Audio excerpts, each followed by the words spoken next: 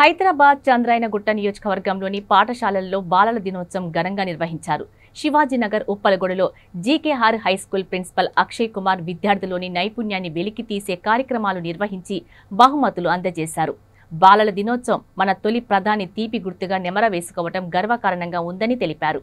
ఈ రోజుకు లాల్ బహదూర్ శాస్త్రి కూడా పార్లమెంట్లో నివేదించడం వలన ఇది మర్చిపోలేని రోజుగా మిగిలిపోయిందని అన్నారు.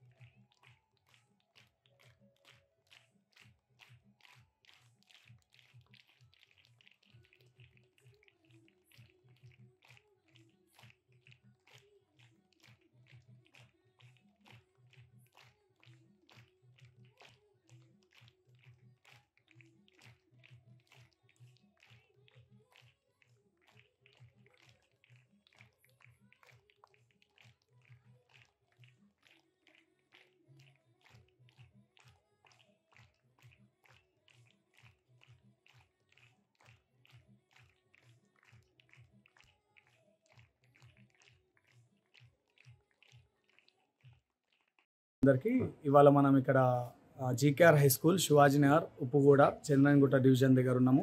సో నవంబర్ 14 అనగానే మనకు గుర్తుకొచ్చేది చిల్డ్రన్స్ డే. సో నవంబర్ 14కి ఎందుకు అంత ప్రత్యేకత అంటే లాల్ బహదూర్ శాస్త్రి గారు ఈ నవంబర్ 14 అంటే మన Jawaharlal Nehru first prime minister ఉండే కాబట్టి సో ఆయన రిమెంబరెన్స్గా అంతకన్నా ముందు నవంబర్ 20 రోజు ఉండే చిల్డ్రన్స్ డే. 1964లో పార్లమెంట్లో Lal Bahadur Shastri Jawaharlal Nehru first prime minister కాబట్టి ఆయన రిమెంబరెన్స్గా ఆయన గుర్తింపుగా నవంబర్ 14కి మార్చడం జరిగింది 1964లో. ఎందుకు అలా మార్చడం జరిగింది జవహర్లాల్ నెహ్రూ బర్త్డే రోజు అంటే జవహర్లాల్ నెహ్రూ పిల్లలతో చాలా అనుబంధంగా చాలా ఎఫెక్షనేట్గా ఉండేవాళ్ళు. సో జవహర్లాల్ నెహ్రూకి పిల్లలకి మధ్య సంబంధం చాలా క్లోజ్ ఉండే.